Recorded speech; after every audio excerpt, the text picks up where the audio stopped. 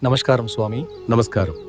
சுவாமி, அபரகர்மாக்கள் அசுபமானவை என்று பலர் எண்ணுகிறார்கள். இது சரியா? மிகவும் நல்ல கேள்வி. அபரகர்மாக்கள் அசுபம் அல்ல. நமது வாழ்க்கையின் நோக்கம் முக்தி பெற்று மோட்சம் அடைவதே. சம்பிரதாயத்தில் ஒருவர் மறைந்தால் அவர் திருநாட்டை அலங்கரித்து பரமபதம் அடைவார் என்றும் சிவலோக பிராப்தி பெறுவார் என்றும் பொருள். அப்படிப்பட்ட மோட்சத்தை அசுபமான கர்மா என்று சொல்வது எப்படி சரியாக இருக்கும்? சுப நிகழ்ச்சிகளில் முன்னோர்களை ஏன் அழைக்கிறோம் சுவாமி? அதுதான் நாந்தி சிராத்தம். சிரத்தையுடன் செய்யப்படும் காரியமே சிராத்தம். உபநயனம், கல்யாணம், சீமந்தம் போன்ற நிகழ்ச்சிகளில் முன்னோர்களை வழிபட்டு ஆசிகளை பெற்று விழா தொடங்குகிறோம். அவர்கள் நாந்தி சோபன பித்ருக்கள் என்று அழைக்கப்படுகிறார்கள்.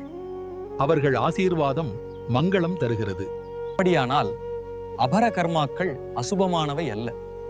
அவைகளையும் முறையாக படித்து தெரிந்து கொள்வது அவசியம். சரியாகச் சொன்னாய்.